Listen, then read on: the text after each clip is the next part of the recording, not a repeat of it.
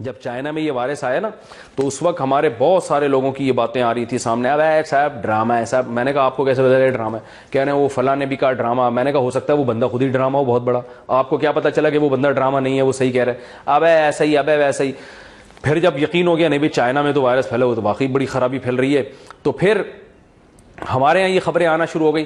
ہم چونکہ وضو کرتے ہیں، ناک میں پانی ڈالتے ہیں، ہمارے یہاں تو وائرس آ ہی نہیں سکتا.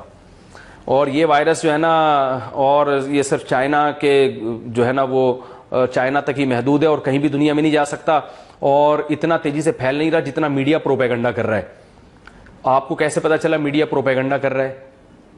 بس ویسے ہی پتا چل گیا ان کو بیٹھے بیٹھے. وہ ممانی کا فون آیا تھا امریکہ سے، وہ کہنی تھی یہ میڈیا کا پروپیگنڈا ہے. فلاں ماموں کا فون آیا تھا. تو کوئی تحقیق نہیں ہوتی. پھر بعد میں لوگوں نے مانا نہیں بھائی یہ تو خطرناک طریقے سے پھیل گیا ہے، دنیا میں پھیل گیا ہے، دنیا کو خطرہ بن گیا ہے اس سے. پھر تیسری رپورٹ یہ سامنے آئی اور اس پہ یوٹیوب پہ چینل پہ لوگوں کے میسج بھی آئے اور چینل بھی کہ بھائی یہ امریکہ نے بیٹھ کے یہ بنایا ہے. اچھا شروع میں یہ بات بھی آئی تھی کہ یہ امریکہ نے وائرس ایجاد کیا ہے اور یہ پوری دنیا میں پھیلا رہا ہے اور اس کا مقصد ہے چائنا کی معیشت کو دبانا. اب جب امریکہ میں یہ اتنا تیزی سے پھیل گیا، وہی مرنا شروع ہو گئے، تو یہ رپورٹ بھی مارکیٹ سے شارٹ ہو گئی. وہ لوگ خود ہی غائب ہو گئے مارکیٹ سے کہ یار اگر امریکہ نے پھیلایا تو خود اپنے لیے پھیلایا ہوگا، اس نے اپنے آپ کو برباد کرنے کے لیے پھیلایا ہوگا. بعض لوگ یہ کہہ رہے ہیں کہ امریکہ نے پھیلایا تو ہے لیکن اس کو یہ نہیں پتا تھا کہ یہ ہمارے ملک میں بھی آ جائے گا. عجیب بات ہے، ایک ملک کی اتنی ریسرچ تو ہو کہ وائرس کو بنایا کیسے جاتا ہے، پھیلایا کیسے جا رہا ہے، لیکن اس کو یہ نہ پتا ہو کہ یہ میرے ملک میں بھی آ جائے گا. یہ کوئی کامن سینس کی باتیں ہیں؟ تو یہ کیا ہے کہ یہ کیوں نہیں مان لیتے بھائی یہ قدرتی وبا ہے؟ یہ ضروری ہے کہ ہر چیز کسی نے پیدا ہی کی ہو، کسی نے بنائی ہو، کسی نے سازش کی ہو. ٹھیک ہے میں مانتا ہوں اس بات کا امکان ہے کہ کسی ملک نے یہ وائرس بنایا ہو، لیکن امکان تو ایک تھیوری ہوتی ہے نا، وہ ریسرچ تھوڑی ہوتی ہے، ریسرچ تھوڑی ہے اس پر. کیا یہ ممکن نہیں ہے کہ قدرت کی نے انتقام لیا ہو انسانوں سے، قدرت نے انسانوں کو ڈرایا ہو؟ ہر دور میں وبائیں آتی نہیں ہیں. 100 سال پہلے وبا جب آئی تھی اٹلی میں 6 کروڑ لوگ مر چکے تھے. 20 کروڑ اٹلی کی آبادی تھی، 6 کروڑ لوگ اس سے ہلاک ہو گئے. تو کیا وہ بھی کسی کی سازش تھی؟ اور صحابہ کے دور میں تعاون پھیلا ہے، شام میں تعاون پھیلا، 20 سے 25 ہزار صحابہ اور تابعین کا انتقال ہو گیا اس میں، وہ بھی کسی کی سازش تھی؟ اس وقت تو دنیا نے اتنی ترقی نہیں کی تھی. ہر صدی میں کوئی نہ کوئی بڑی وبائی بیماری پھیلتی ہے جس سے دنیا کی آبادی کم ہو جاتی ہے.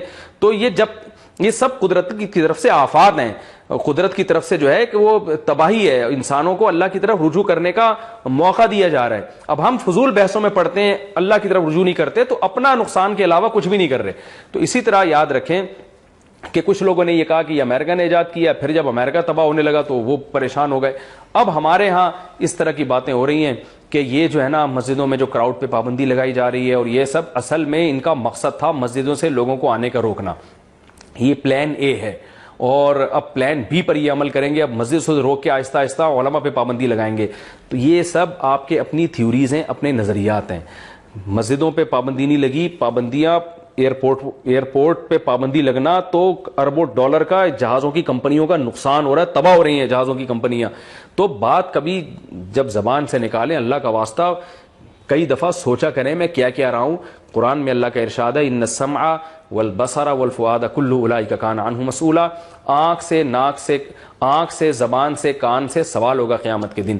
تو اس لیے سب کچھ ہو سکتا ہے، سازشیں بھی ہو سکتی ہیں، لیکن ریسرچ نہیں ہے ہمارے پاس. جب تک کوئی ریسرچ نہیں ہے ہم یہی کہیں گے بھائی آسمانی آفت ہے، کسی ملک نے کوئی وائرس ایجاد کی ہے، سازش کیا ہوگا، ہمیں نہیں پتا بھائی. اگر کوئی تحقیق ہے تو ماہرین کے سامنے پیش کی جائے، ڈاکٹروں کے سامنے پیش کی جائے. آپ خود سے تحقیق پڑھیں گے نا تو تحقیقیں بنانے میں کوئی ٹائم نہیں لگتا. اور ہر قوم میں کچھ نہ کچھ لوگ ہوتے ہیں، گوروں میں بھی ہیں بڑے بڑے پھینکو، وہ خود بھی نئی نئی چیزیں مارکیٹ میں لاتے رہتے ہیں. صاحب نے مجھے کہا وہ انسان نے چاند پہ قدم نہیں رکھا، ایک تحقیق سامنے آئی ہے. میں نے کہا بھائی اس تحقیق کو جس کاغذ پہ لکھی ہے نا اس کو آپ ایسا کریں کشتی بنائیں، پانی میں چلائیں، دھکا دیں، چلے گی، مزہ آئے گا. اس کے علاوہ اس تحقیق ہوئی ہے. میں نے کہا ساری دنیا پاگل ہے، جاپان اور فرانس اور اٹلی اور یہ ساری دنیا نے مانا ہے کہ انسان نے چاند پہ قدم رکھے ہیں، اور آپ کو ایک اخبار میں ایک کالم آ گیا کہ جی چاند پہ قدم نہیں رکھا. تو کہہ رہے ہیں آپ پڑھیں. میں نے کہا میں نہیں پڑھتا، میں وہ فالتو ٹائم نہیں ہے ایسی چیزیں پڑھنے کا. وہ آپ جیسے لوگوں کو بیوقوف بنانے کے لیے، ان سے تو میں نے اس طرح نہیں کہا لیکن دل چاہ رہا تھا کہوں.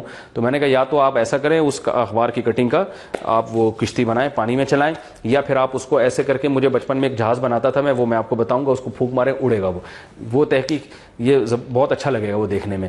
تو جو بھی تحقیقات ہوتی ہیں نا تو وہ اس کے ماہرین کے سامنے پیش کرنا پڑتا ہے، اور چاہے وہ دین کے بارے میں ہو، چاہے وہ دنیا کے بارے میں ہو، چاہے میڈیکل سائنس کے بارے میں ہو، چاہے سیاست کے بارے میں ہو.